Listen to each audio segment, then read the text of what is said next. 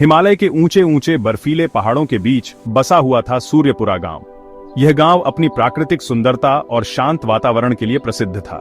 गांव वाले अपनी दयालुता और सादगी के लिए जाने जाते थे। वे हमेशा एक दूसरे की मदद करने के लिए तैयार रहते थे। खेती बाड़ी और हंसी खुशी से उनका जीवन बहुत अच्छा बीतता था। उनके पास जो कुछ भी था वे उसमें संतुष्ट थे। लेकिन उनके बीच एक रहस्य भी था, कला गुफा। यह गुफा गांव के लोगों के लिए एक पहेली बनी हुई थी। पहाड़ पर बनी यह अंधेरी डरावनी गुफा हमेशा उनके दिलों में डर पैदा करती थी। कोई भी इसके पास जाने की हिम्मत नहीं करता था। कहानियों में इसकी गहराई से आने वाली फुसफुसाहटों का जिक्र था, जो रात के सन्नाटे में और भी भयानक लगती थीं। ऐसी फुसफुसाहटें जो रूह कंपा देती थीं। लोग कहते थे कि गुफा के अंदर कुछ अदृश्य शक्तियां हैं। कई लोगों ने इसके रहस्यों को जानने की कोशिश की, लेकिन कोई वापस नहीं लौटा। यह गुफा एक अनसुलझी पहेली बन गई थी, लेकिन कोई वापस नहीं लौटा। यह गुफा एक अनसुलझी पहेली बन गई थी। लोग इसके बारे में बात करने से भी डरते थे। सूर्यपुरा का एक जवान लड़का राघव सबसे अलग था। वह हमेशा नई चीजों को जानने और समझने के लिए उत्सुक रहता था। उसका दिल साहस से भरा था और वह किसी भी चुनौती का सामना करने के लिए तैयार रहता था। उसका दिमाग कभी न खत्म होने वाली जिज्ञासा से। वह हमेशा जानना चाहता था कि कला गुफा के अंदर क्या है। वह डर के बंधन में नहीं बंधना चाहता था। वह जानता था कि डर को मात देने के लिए उसे इसका सामना करना होगा। कला गुफा की फुसफुसाहटें उसे डराती नहीं थीं। वे उसे बुला रही थीं, जैसे कि वे उसे कुछ बताना चाहती हों। वे उसे बुला रही थीं। उसके अंदर रोमांच की एक चिंगारी जगा रही थी। वह जानता था कि उसे इस रहस्य का पता लगाना है। उसके अंदर रोमांच की एक चिंगारी जगा रही थी। राघव ने गुफा के रहस्य का सामना करने का फैसला किया। राघव ने गुफा के रहस्य का सामना करने का फैसला किया, अज्ञात का सामना करने और विजयी होने का। अज्ञात का सामना करने और विजयी होने का। वह मानता था कि डर के बीच में ही बहादुरी और खोज का मौका छिपा है। वह मानता था कि डर के बीच में ही बहादुरी और खोज का मौका छिपा है, और इसी विश्वास के साथ उसने अपने कदम कला गुफा की ओर बढ़ा दिए। दृढ़ निश्चय से भरे दिल और सामान से भरे बैग के साथ राघव कला गुफा की ओर चल पड़ा। उसके कदमों में एक अजीब सी तेजी थी, मानो उसे किसी अदृश्य शक्ति ने प्रेरित किया हो। गांव वालों ने चिंता से भरे चेहरों के साथ उसे विदा किया। उनकी आंखों में चिंता और उम्मीद का मिश्रण था। वे उसके साहस की प्रशंसा करते थे, लेकिन उसकी सुरक्षा के लिए डरते भी थे। हर किसी के मन में एक ही सवाल था, क्या राघव सुरक्षित लौटेगा? जैसे जैसे राघव पहाड़ के खतरनाक रास्ते पर चढ़ता गया, हवा ठंडी और पतली होती गई। हर कदम के साथ उसे अपने निर्णय की गंभीरता का एहसास होता गया। सूरज एक दूर की याद बनकर ऊंची चोटियों के पीछे छिप गया। उसकी रोशनी धीरे धीरे कम होती गई और राघव को अपने भीतर की रोशनी पर भरोसा करना पड़ा। गुफा का एंट्रेंस, अंधेरे का एक बड़ा सा मुंह उसके सामने दिखाई दिया।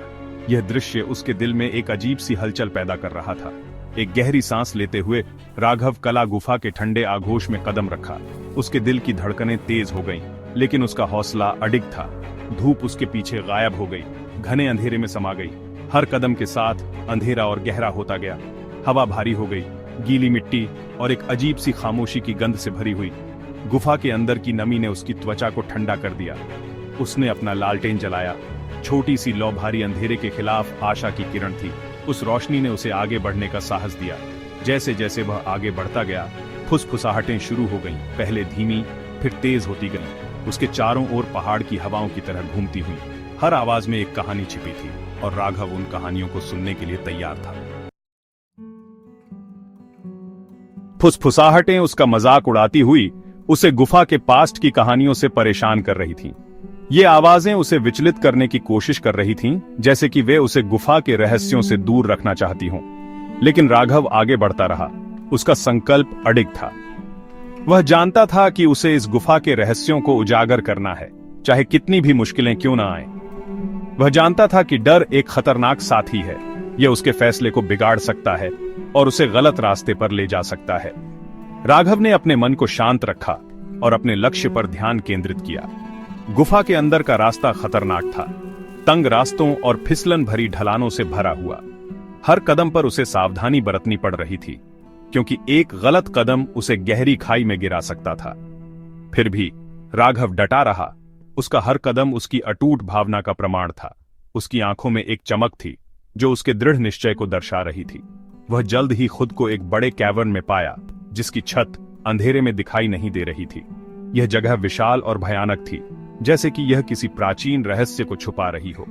कैवर्न के बीच में एक विशाल पत्थर का दरवाजा था, जिस पर अजीब सिंबल्स बने हुए थे। ये सिंबल्स किसी प्राचीन भाषा के प्रतीत हो रहे थे, जो शायद इस गुफा के रहस्यों को उजागर कर सकते थे। फुसफुसाहटें यहां अपने चरम पर पहुंच गईं। कैवर्न की दीवारों से टकराकर अंतहीन रूप से गूंज रही थी। ये आवाजें जैसे किसी अदृश्य शक्ति का संकेत दे रही थीं, जो इस जगह की रक्षा कर रही थी। राघव ने महसूस किया कि फुसफुसाहटें बेतरतीब नहीं थीं। वे एक पैटर्न बना रही थीं, जैसे कि वे किसी संदेश को संप्रेषित करने की कोशिश कर रही हों। वे पैटर्न्स बना रही थीं, एक ऐसी भाषा जो वह समझ नहीं पा रहा था। लेकिन राघव ने हार नहीं मानी। उसने ध्यान से उन आवाजों को सुनना जारी रखा। वह जानता था कि कला गुफा के रहस्यों को खोलने की इस गूंज की भाषा को समझने में है। उसने अपने मन को शांत किया और उन सिंबल्स और फुसफुसाहटों के बीच संबंध खोजने की कोशिश की। शायद यही वह क्षण था जब गुफा के रहस्य उसके सामने खुलने वाले थे।